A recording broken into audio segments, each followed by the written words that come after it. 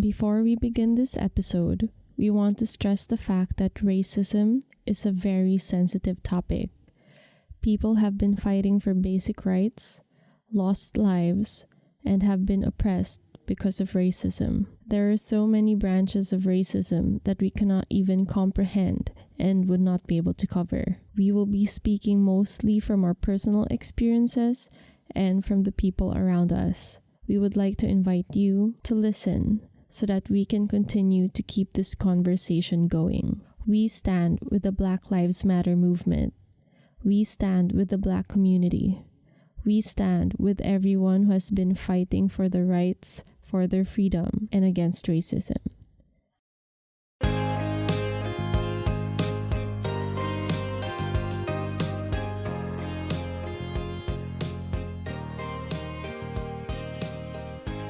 Coming to you from the land of the rising sun And down under. I'm Kyle. And I'm Jerry. And this is Distant Relatives, broken by what is going on around the world. Oh my goodness, a lot is happening. Everything's crazy. America's going down in flames. Can I say Can't really say that, Jerry. Why? Anyway, it's true. Well, I mean, we're all just hoping for the better, right? Just for updates, Jerry's still in the closet, but since my sound quality was really bad the last time, somebody bought me a new mic. Thank you, Kuya Kyle. We got so many comments about it. I was like, we can't do this anymore. You have to do something about this. Yeah, I don't know why it was bad the last time, because I tried improving it being in the closet and everything. I think it's like the sound card and, just technical difficulties. So yeah, but now I'm back better than ever. Hopefully. Let us know what you guys think. Yeah, so Jared, what's going on there in Australia right now? It is freezing. It is 7 degrees right now. It's 12 a.m. We are recording really late. But yeah, I just keep on sneezing and having allergies. How about you? Wait, isn't it because you're also like in a closet and you have like a lot of coats in there, a lot of dust going around? Probably it's all dust. Dust in the cold. Yeah, I'm allergic to dust. Yeah, it's not helping my situation. Oh yeah. No. Sorry about that. Here, well, in terms of weather, it was pretty warm today. It went up to 30 degrees, so I'm loving it. I'm in my tank top right now. I'm just like living my best life because what a pleasant day for you. It's a pleasant day for me. But yesterday I went to work for the first time in the longest time. Probably 2 months. Yeah. Oh my gosh, how does it feel like going back to the grind? I was very tired going home. Ooh. I mean, I regularly exercise still. But then I was so surprised that, after like going to work, walking to the station, like standing inside the train for like an hour, it was just like, it was so tiring. My muscles were just so painful. And I was like, but I'm exercising. Why am I still in pain? I didn't understand it. So I was like, what's going on?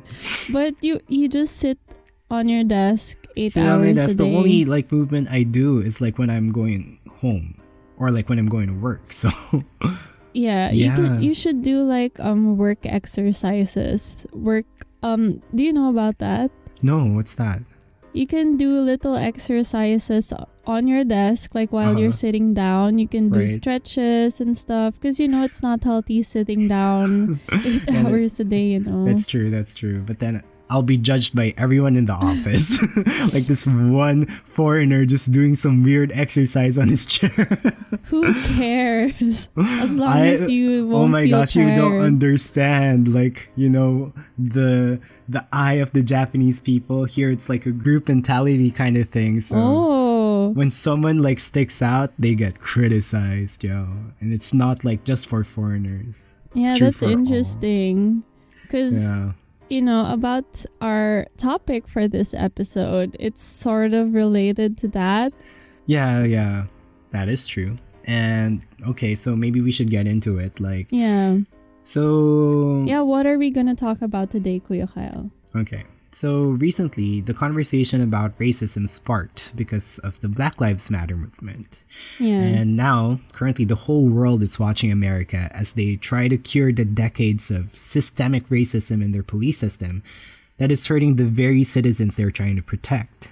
In this episode, we're not going to talk about the movement because we feel since we don't know the situation well enough and that we will never understand the situation, the hurt and the pain that the Black community is going through because we're not Black and we're not American. So we feel it's a bit inappropriate for us to just talk about the issue in that sense. But because the conversation was already started, we plan on just continuing the conversation about racism in our context to shed light on the situation here in Japan and in Australia. Very well said, Kuya Kyle. It's also, to show what we experience as Filipino workers abroad. So it's a good way to shed some light on what we're dealing with on a day-to-day basis. Okay, Jer. So first topic, I want to ask you.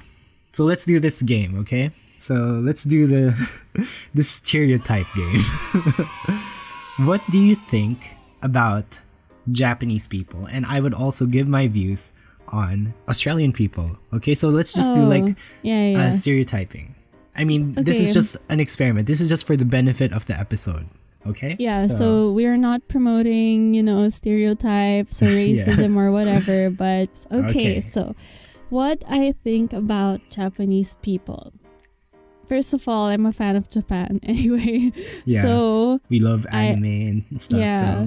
So the first thing I think about Japanese is they are very conservative. Okay, why, Jer? Where did you get this? Because, when I watch, it's all because of media. So when I watch J-dramas or anime, they portray a lot of the characters as very meek and, quiet and shy. In what sense are they conservative? Are you talking about how they kiss in dramas and how they just put their lips together? They just put their lips, it's so cringy. It hurts me. Oh. So that's one. So I think they don't want to show their they don't want to show the romantic side of things. Yeah. Because I don't know why. Okay. But that's how I gather from what I see. And you know how they dress, it's very not revealing. Right. That's what I think anyway. Yeah, I totally understand that, of course. Okay, for me, so we're gonna do this back and forth. Yeah. So what's your stereotype for Australia? Okay, so one is that there are a lot of dangerous animals in Australia. Okay. It's a deadly country. It's a deadly country. So I feel like because, there are a lot of dangerous animals, a lot of people are like Steve Irwin. You know what I'm saying?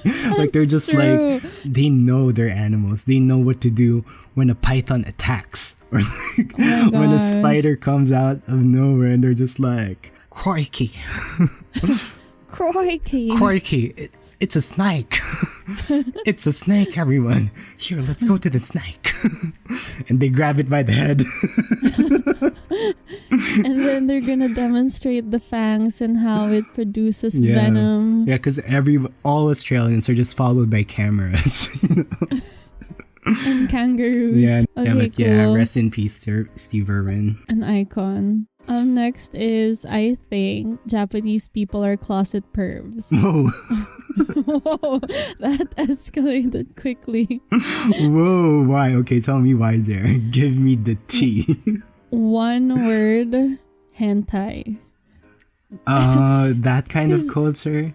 But then because anime, you think anime is for kids or people who like cartoons. I don't know. And then there's this whole side of anime that's pure hentai, ecchi, crazy boobs and everything.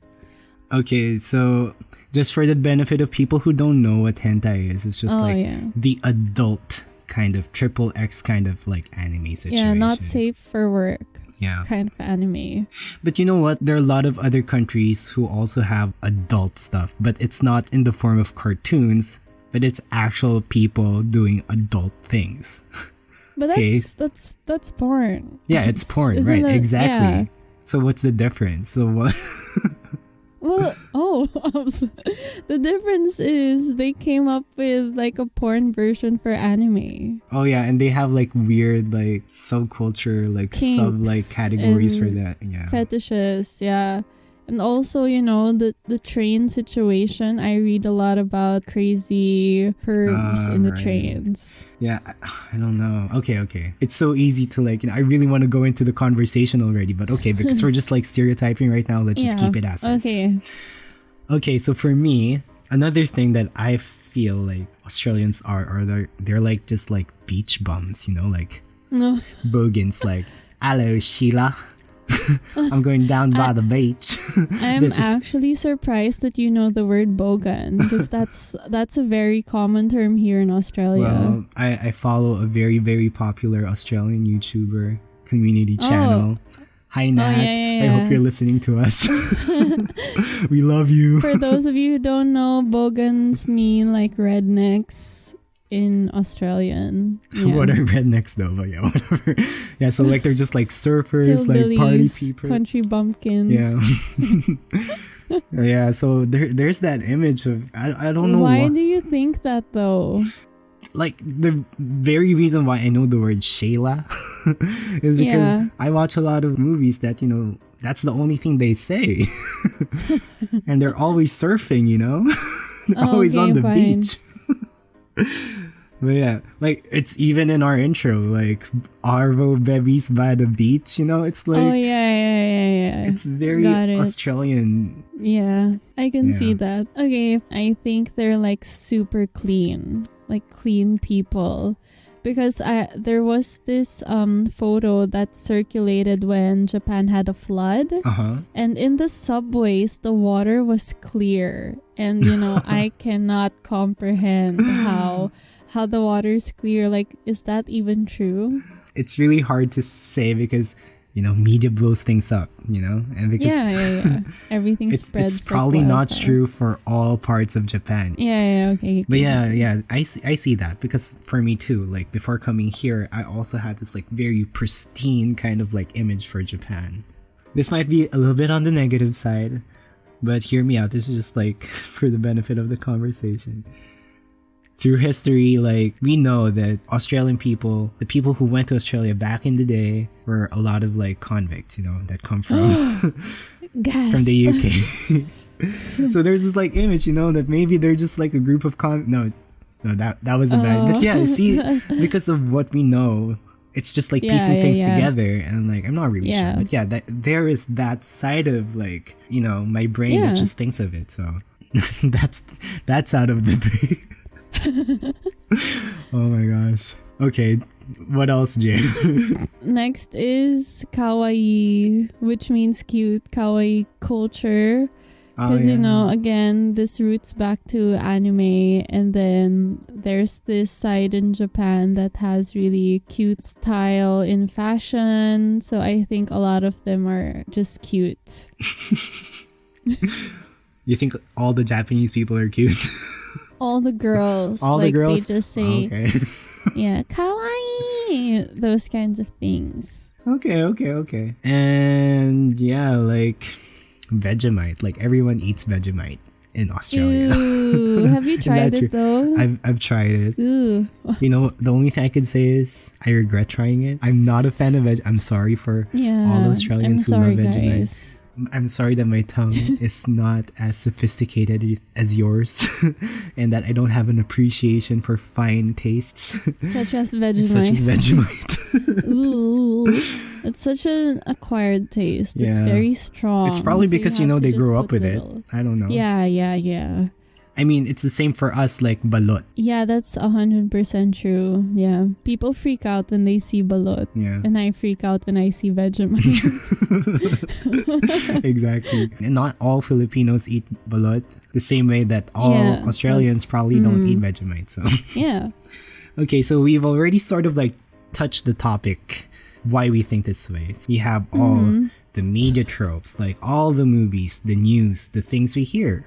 So basically, we're all just influenced. Our only basis for this is third-party information that we've not, of course, it's third-party, so we've not experienced it ourselves. Yeah. So, is it true, Cher? Of course not. It's just that it's ingrained in our minds because of years of repetition, I think, as well. Like when you said all you heard was Sheila, Yeah. and then you see them in the beach and it's just a repetition, like, okay, that's stereotyping Australia in a way that they're very laid back, very beachy. Right.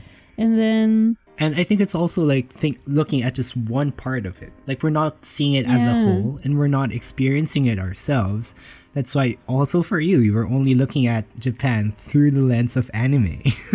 And I think it's unfair to like stereotype the whole of Japan based on what you see in anime. Yeah, obviously. Not everyone here is hentai, yo.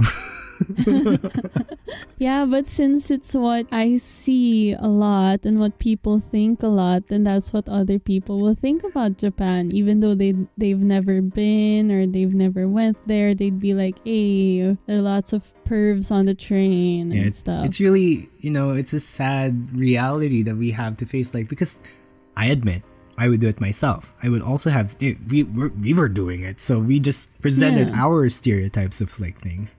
But the truth is, it's not actually the truth. Yeah. And if we let, these stereotypes get in the way of reality, that might be a problem. But okay, so we poked fun to like other people. So maybe it's only fair to just poke fun at ourselves. So let's talk about the Filipinos. The Filipino stereotype, okay? Yeah.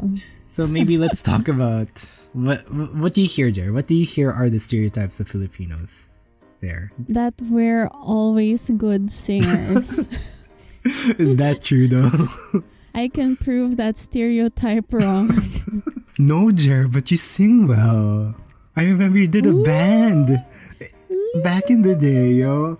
And when I heard you singing like that song, like, don't know why I didn't. Oh my gosh, you did it really well. Props to you. Thanks, lovely. But then we're not breaking the stereotype. I know that we're not breaking the stereotype. But yeah, like, I know some friends of mine who are not good singers. Well, I can't say myself. I don't want to say that I'm a good singer, but I can hold a tune. You can sing. I can hold a tune. Yeah, I can hold a tune. Yeah. Yeah, but not all Filipinos are good singers. One stereotype here that I always hear is like, we're entertainers. We like to entertain people. I think it's because we're always happy. It's the hospitality thing. Yeah. So they see us as very hospitable. We're very nice and like, we will do well in the hotel industry or whatever. Yeah. That's so true. Yeah, and I think it's also because like most of the people Ships. like the boats and like ferries and stuff, like the whole seafaring industry. The entertainers there mostly are Filipinos. The crew are mostly Filipinos. And I think we become sort of like one face of the hospitality industry because of that. Right? But then, are we all entertainers though? Are we all hospitable? Like, come on. Yeah. Like, and also, for example, because we were talking about the jobs, right, that are open here, and one of it is the medical field. And like Jokoy talks about this a lot. Jokoy talks about it a lot, that Filipinos, all of the nurses are Filipinos. Yeah, like Pinoy mothers want their kids to be nurses. And to some extent that's true because look around. Look at all, like, at least, I think in most countries in the world there would be at least one Filipino nurse. Even my grandpa wanted me to be a nurse. It was like, study nursing. Oh yeah, because like, it's... But grandpa, I hate blood. Why? We're not touching that blood thing. That red substance, no. I'm also crazy. I hate blood. I hate needles. I hate everything. I wanted to become like... I wanted to be a doctor, but then no. I'm not touching needles. Oh, really? Yeah, no. If I can't handle it myself, me doing to another person, it's just gonna make me barf while I just take out their blood or whatever. Can't do it. Yeah, so a lot of people are in the nursing industry because they think it will be a source of money. But what is the reality in this world, guys? Yeah, it's hard to be a nurse in the Philippines. That's why a lot of Filipino nurses go abroad. Move abroad. Yeah, because it's better, pays better, hours are better, etc. Right. So now that we've touched on like some of the funny or good stereotypes, what are the, bad or not a really good stereotype that we have? Okay, so it's hard for me to talk about this because I've not experienced this myself. But here in Japan, there's a stereotype that Filipinos here, if you're a woman, you are a GRO or you work at a nightclub attending to guests like cabaret girls or something like that. And I'm a Filipino man. They would ask me, oh, is your mom a part of that industry?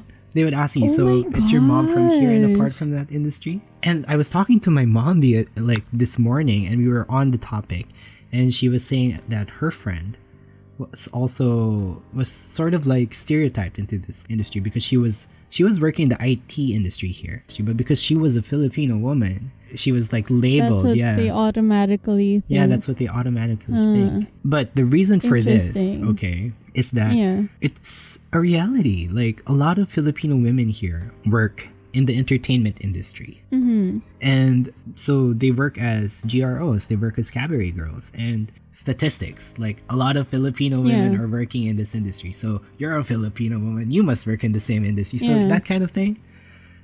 It's so easy. So just an FYI, guys, it's not a bad thing to be a GRO or cabaret girl. As long as, it's everything's legal and you're happy and you're fine, get that coin, sis. Work it. There's nothing bad about it.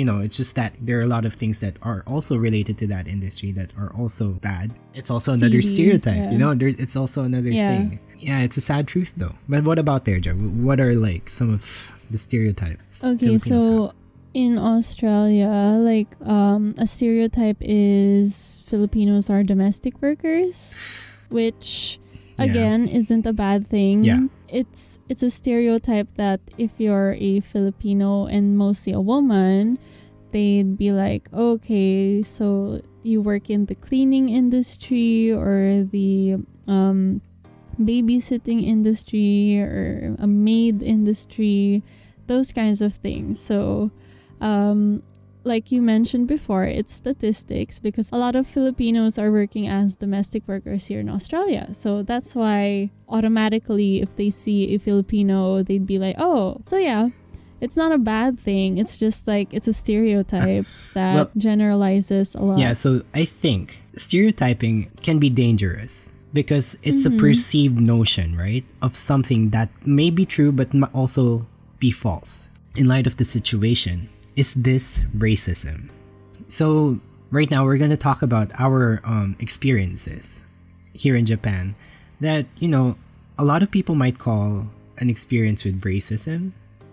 But I'm going to challenge that because maybe some people would use the wrong word, I would feel. Because what is racism in the first place? Could this be just like a form of prejudice or discrimination? So a lot of people interchange those words. So before we go into the definition of terms, I would want to just share my experience. And maybe, Jerry, you can also share an experience of yours in Australia. Okay, so for me, if you search about it on YouTube, racism in Japan, stuff like that, there would be like videos that say that a lot of Japanese people don't think that they're racist. And they think that racism is just a Western concept. Oh, that's interesting. Yeah, I was also like, are they just oblivious to it? But, before I go into that, is it really racism? My friend would also talk about this, like, who has a Japanese friend, would also say the same thing, that racism does not exist in Japan. So it's a conversation that is happening. And I really want to just think about it because I feel like I've experienced something quote-unquote racism. Okay, so my story would involve bicycles. Here in Japan, there are a lot of bicycles. Yeah.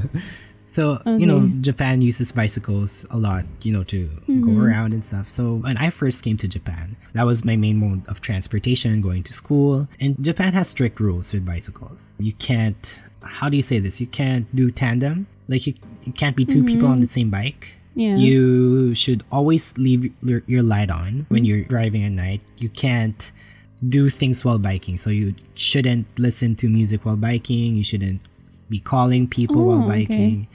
Okay. Those kinds of rules. I didn't so know they're that. very strict here. In Tokyo, I'm saying. This is an experience in Tokyo because Tokyo is stricter apparently than most other places.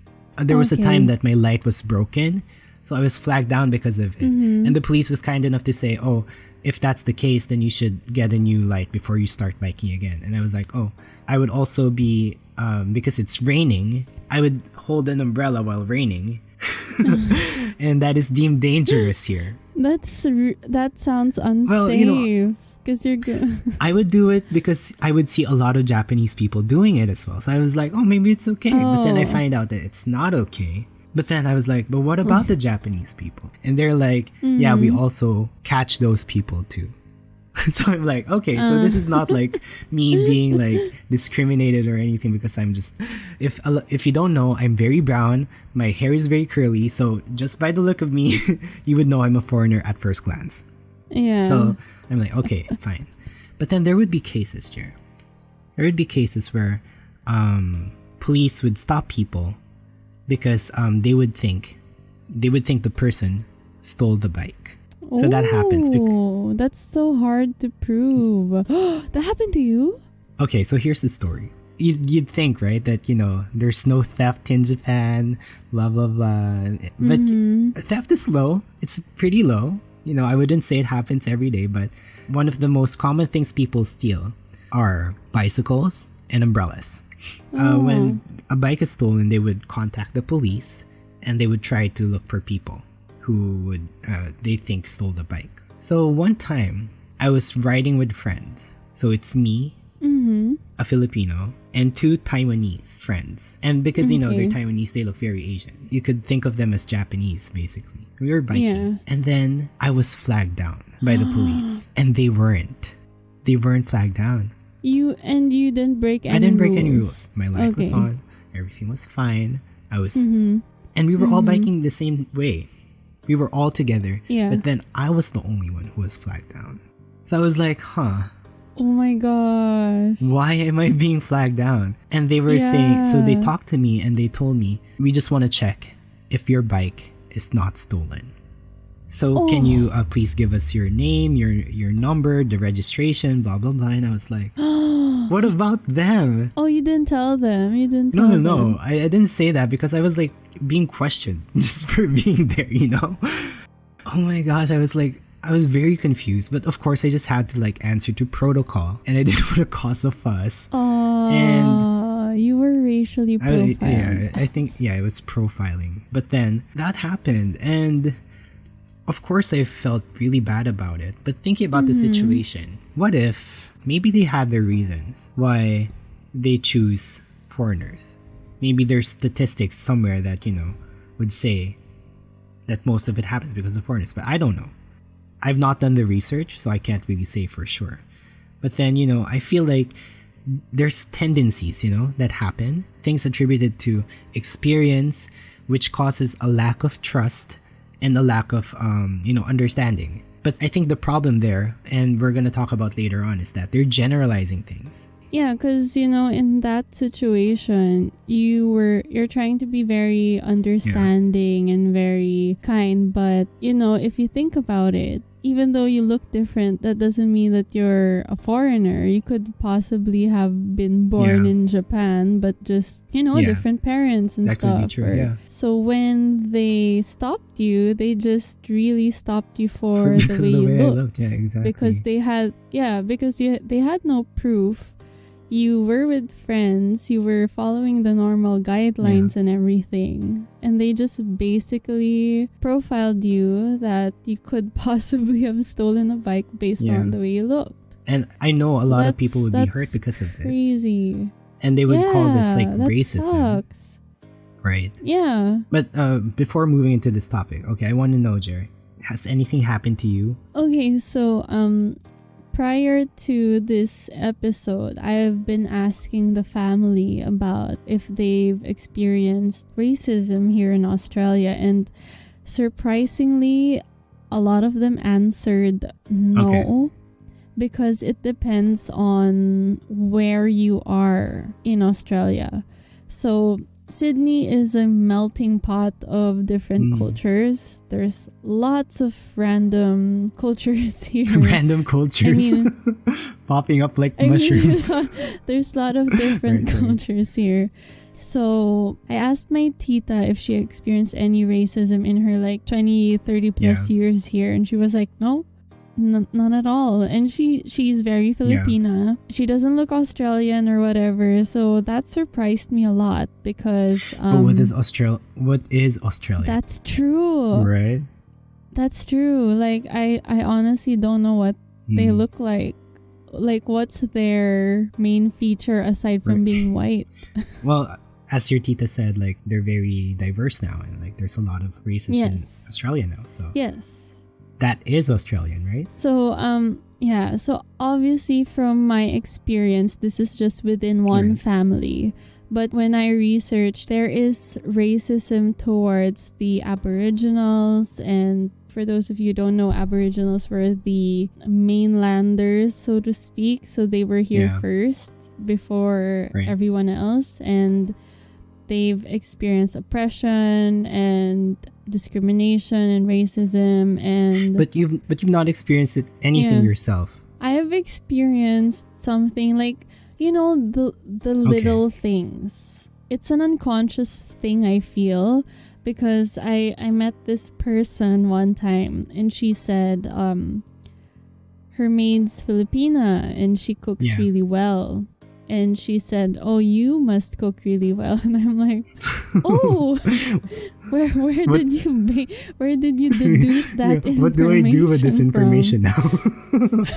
Yeah, so I honestly couldn't respond because that was such a weird statement. But I was like, "Oh, yeah, I cook fine. I cook like a normal person." Yeah, just take it, Jer. Just take it as it is. Yeah, I didn't call them out and be like, "What? Just because your maid cooks well, I cook well?" I wasn't that defensive or anything. But yeah, but a lot of people would feel hurt because of these things. Like, why would you generalize things? And I think, okay, so we've already said the word generalization, and a lot of things that happen are a product of generalizing things. So this is just a conversation that me and Jerry had before this episode, and generalization of stereotypes, generalization of experiences, generalization of distrust would probably be the cause of this racism. But then what is racism in the first place? So here I brought up the definition by the National Association of School Psychologists in the States. Racism refers to prejudice or discrimination against individuals or groups based on the beliefs about one's own racial superiority or the belief that race reflects inherent differences in attributes and capabilities. So basically if you think your race is better than a certain other race, or if you're trying to bring down another race, then that's racism. Yeah. Or if you think another race is not better than you.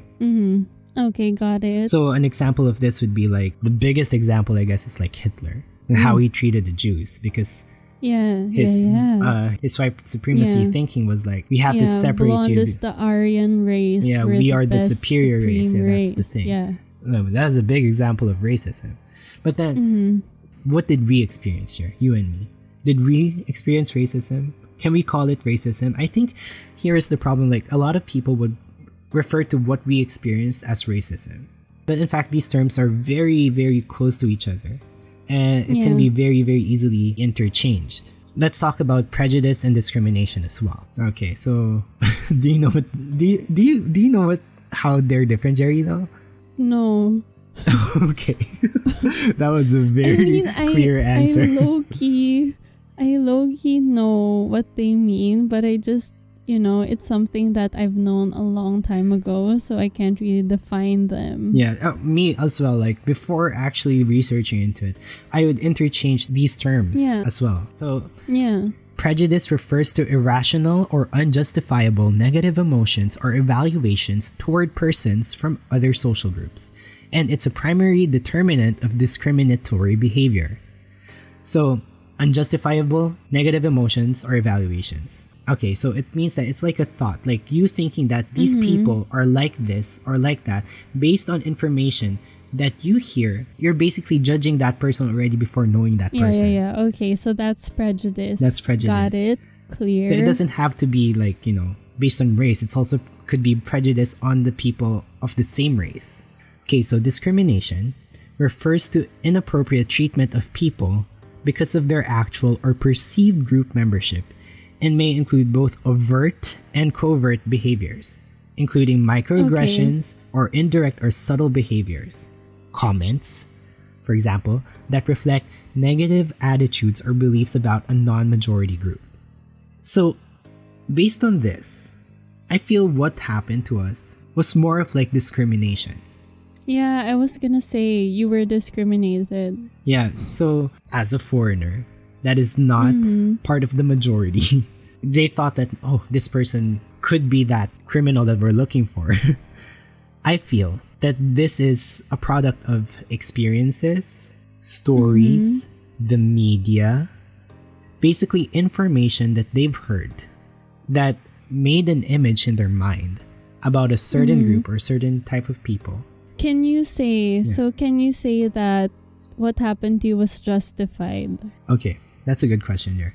I don't want to say it's justified because these thoughts are very dangerous, Discriminatory thoughts are very dangerous, especially if it went to the extent of like police brutality. It would have been very dangerous for me. Yeah, but you're saying that it's because of statistics as well. Yes. So statistically, the minority of Japan does more crime than Japanese people, let's say. So do you think based on that statistic that their questioning you was justified? Okay, but then if they're only doing it to foreigners, I don't think that is right. They should also be fair and equal. But then it's also their job. So they're just trying to do their jobs the most efficient way that they can.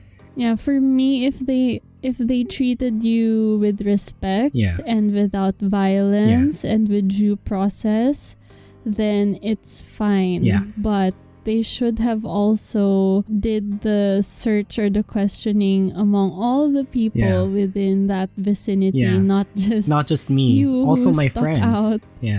Yeah, your friend should have been questioned as well. So that's not okay. And will never be okay. Yeah, so I was thinking like, what are the root causes of it? I feel like because, this is the truth, that we all have different cultures because of our races. And we also have different cultures within our races. Like within the Filipino population, for example, there are like Filipino... We have so many subcultures. Yeah, we have so many subcultures. We have so many stratospheres. Like it's a different culture per income bracket as well. Yeah. So within that same group of people, there are different cultures. And what more for different countries, right? And Japan is a very unique culture in itself. And I feel that their lack of understanding of a different culture would sort of like bring about prejudice or bring about sort of discriminatory behavior or thinking. And it's also the same for us. I wouldn't say that, it's only present in one kind of race or one kind of country. It happens to us as well. We do it to ourselves. We do it to our own people. Yeah. Diba, as Pinoys, we're very maalaska. We joke about things. And in the process, we also make fun of people because of this. Picking on the differences, poking fun, but also can be hurtful. And sometimes you need to be careful because of this, we could lose a person's trust. So lack of understanding is one thing. Another thing is also a lack of trust. So for example, me coming to a new place, I don't know these people. I would also be very wary. What if they're dangerous? I don't know. And I feel like this is a product of media and false information that I just hear. And I'm just like, oh, this could happen. These things happen. But of course, some of this might be true. Media would say like, oh, there's a murder in this area. There's a murder in that area. And then you see a random person. You would also be sort of like wary of your surroundings. So because of that truth, you sort of like put your guard up even more, right? Does that happen to you as well? Yeah. I saw this video where Bob Marley's granddaughter was in an Airbnb and she was with two other black friends. And then they walked out of their Airbnb. And then a lady saw them, a white lady saw them from the inside of her homes and thought they were suspicious because they were carrying luggage. So she called the police and the police came and questioned them and took them to jail, basically. Oh, I don't know about the jail thing. Okay. Sorry. So the police questioned them not in a good way. Like, they were scared for their lives because apparently it escalated, and then they were showing proof that they had an Airbnb, and then the police didn't believe them. So that just came from what you said, from this white lady that didn't trust them because they were strange people outside. But the question is, why were they strange in the first place? Why were they considered strange if they just came out of an Airbnb with luggage? I mean, that's a normal thing to do. Media could be one thing. Maybe that person had an experience before. Could have been a story that she heard from someone else. I'm not justifying the situation, okay? Because what that person did was wrong. For generalizing in this situation, it causes like feelings of hurt, distrust, and this is basically discrimination. Because it's not even, you don't even know if it's true. I have another story. So here is one more thing that is more rampant here in Japan, and it's in the housing situation. And I saw online that there was a survey that says that 40% of Japanese landlords do not allow foreigners to stay in their houses. How come? And so I was thinking about it. So for me, I've heard a lot of stories, but I've never experienced it myself. And at the beginning, I just didn't know if I was rejected because I was a foreigner. But I've been rejected, a couple of times for like getting a house. For housing? But I didn't bother to ask for the reason. I just thought that, maybe they didn't think I was fit for them or something like that. But I've never actually met them. You don't see the landlords here because there's an agent that connects you to them. So basically, you're not given a chance. So, but I was thinking about it. Like, why are there rejections in the first place? Yeah, that's weird. So maybe because of the difference in culture. So the article would say that foreigners would have this tendency to be louder than the Japanese. And it's true because Japanese people are very quiet and they're very sensitive to the surroundings and to their neighbors. So they would keep very quiet. But for our cultures, for me personally, that wasn't the thing I grew up with. I would play music anytime I want. I would do anything anytime I want. And that's a difference in culture, right? Because of that difference, a lot of people would be bothered. So for example, if I came into the house and I would do that, a lot of people would complain. And who do they complain to? They complain to the landlord. And the landlord doesn't want that complaint to happen. So they would just reject foreigners. But for me, so that tendency exists. I think this is wrong because they don't even give a chance. Or even try to like understand or make other people understand that there are differences in the culture. Yeah, there should be like, rules that they should follow, and they give the rules to the new tenant. And or at least interview the people first and see if they're good people, make them understand the situation. Conversations like this doesn't happen. That's why I feel like the lack of understanding is what causes strife to happen, and it's what causes discrimination to happen. It makes it even more rampant. It's sad because I think in the housing industry, it's still a business. So I think interviewing people would take more time and more effort, and time is money. So it's just not convenient for them to interview you and think. And also there's a language barrier, of course. Yeah. Okay, is this guy a good fit? But the agents can do it. Yeah, that's true. But I think they just, they just want to save time. Okay, let's just move to a next Japanese sounding name person. Yeah, but is that a good thing though? It's not. It's not a good thing, but I just think that's what they're doing. So I just want to challenge you there. Even for our own countrymen, for the same people, we also do these things. We would also have distrust, and we would also have misunderstandings based probably because of media, probably because of information, rumors that we've heard about a person or about a group of people within our community or through our experience, and then we sort of just like project to everyone in that community. We have these experiences even within our own society, right? But Yes. do we see it as discrimination? I would say so. Yes. But 'Cause- in a smaller, like... No, it's still like really bad discrimination. I would say. But don't you think it's just like normal? We wouldn't even label it as discrimination. We wouldn't say, "Oh, you're discriminating me." But in the same way, like in the Philippines, we would have strife between us. But we would just say like, "Oh, they're just fighting. Oh, they have a misunderstanding. Oh, they have a spat." But we wouldn't label it as racism. We wouldn't label it as discrimination. I can honestly label them as prejudice because, I think Filipinos are very judgy, and I've had an experience where a certain person came from a province and spoke differently, like not the English American accent kind of thing. It was in a provincial English accent, and people judged that person for that. So we have a lot of discrimination and prejudice because as soon as we think of someone coming from a province, like we automatically think that, oh, this person isn't cultured, this person is poor and can't keep up with the city life standards of living. There's a discrimination with intelligence. And I think that's an issue in the Philippines as well. Yeah, but it's and that's true. rampant. That's true. People would call it discrimination as well. Yeah, that's true. Yeah. But then, but if you're in a different country, the hurt that you feel is different, right? Yeah. Like you're being singled out. Yes, because you feel like you're alone. Feel like you're alone. And like you're the minority. And it's the same thing that happens in the Philippines, though. We also feel discrimination in that area. But then when it's towards a different race, it's heightened. Yes. I agree with that. And I think it's really hard because for me, the whole misunderstanding thing, it really happens anywhere. The lack of conversation, the lack of trying to trust, the lack of actually getting to know and being able to be impartial, it's a lot of effort. Right?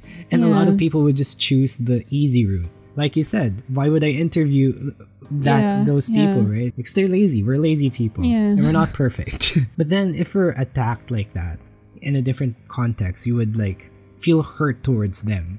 And then we would also have this like generalization thing that everyone is being discriminatory, everyone is being racist. That person could be discriminatory, but you can't say that everyone in this country is discriminatory. And talking about what people were saying that, Japanese people don't think that they're racist. Yeah, that's very interesting. Like, that's an interesting view.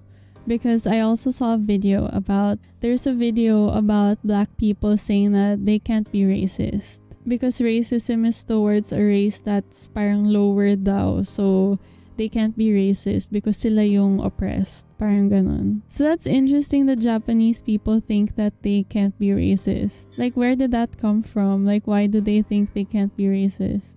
I wouldn't say it's true for everyone. I think a lot of people would be discriminatory. But then, I feel like everyone is discriminatory. At least to some extent. We all have prejudice. We all have this discriminatory thoughts. Yeah, because it's years and years and years of... The influence of media, the influence of influence. Yeah. But then what we can do is that we can control ourselves. Yeah, to break the cycle. And not put it into action. Yeah, and try to be understand. more understanding, like know where that thought is coming from and try to like stifle it or stop it. Like question your own thoughts and say, why do I think that this person is like this? And then when you think about it, it's because I am prejudiced because it's the information that was fed to me and influenced me in such a way that now I think about it like this. So we as a people, to improve ourselves and try to be less prejudiced or less discriminatory, we need to question our thought. Yes. Even if, like, of course, if we are hurt, if you have experienced something towards a certain race, towards a certain person, the Not feeling is everyone valid. is like that. Okay? We're not saying the Yes. feeling is invalid. The feeling is very valid, but it's very dangerous though to generalize it. To superimpose that feeling to all people of one race. I think that is, where we should draw the line. Yes. Also, like, making conversations, trying to understand the situation. Even though the conversation would be uncomfortable, Yeah. still start it. Like, ask someone you Yeah. trust or... And I think a lot of people would just, because they're hurt, they would just, like, go at it, like, punch, punch, punch, and stuff like that. like, fight. Yeah, fight. Round one. Yeah, but, we can actually just calm ourselves down. Yeah. Have a very, like, I don't want to say mature Peaceful. talk. Yeah, peaceful, yeah. We can have a peaceful conversation with people. Yeah. Just try to understand. Yeah. This world is not perfect. We would have tendencies to also discriminate. I I think, guess what we're trying to say is yeah, the world that we lived in is already it's hard. broken.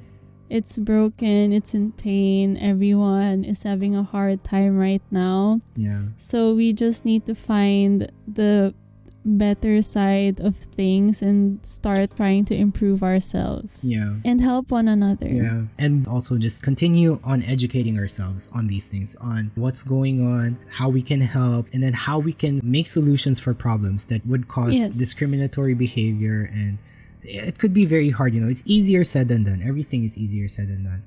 But then that effort is really important Yes. for us to be able to move as a society for equality, for no discrimination, and just for a peaceful life, heaven on Yeah, earth, and a basically. better world. Yes. So I think to summarize everything up, I saw this post on Instagram and I just want to share it to everyone. It's just an excerpt.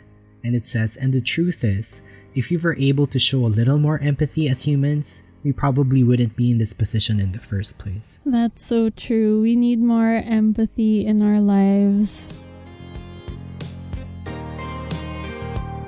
So, although our conversation here is ending, we challenge everyone to continue the discussion, to continue the conversation. And Yes. we might have missed a few parts. We might only be focusing on just one side. So, if you have comments and suggestions that you want to raise, Yes. we would love to hear your feedback about Thoughts that. Your and thoughts. comments. Yeah. And Let's keep the conversation going. We can talk about it. We can discuss in a peaceful manner. Yeah. And we'd love to know what you guys think. So, moving on to the next topic, we would also want to just show that, it's not always the bad. And we also want to shed light on the positive things, or like the positive struggles that we've also had. The interesting and funny Yeah, struggles. interesting and funny struggles. So, What are we going to talk about next year? since, we live in Australia and Japan, there's bound to be a ton of language barriers. Miscommunication.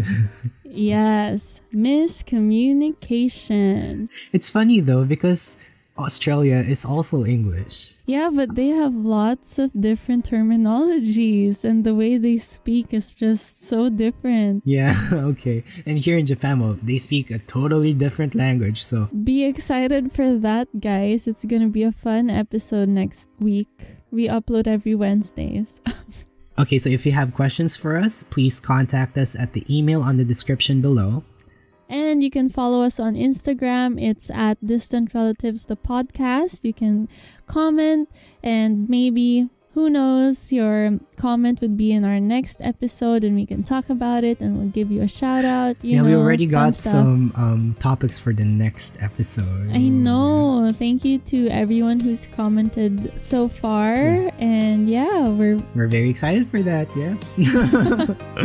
Okay, so maybe we should wrap up. Okay, so this has been Distant Relatives, and remember, even if life abroad gets hard, you don't have to go through it alone. bye.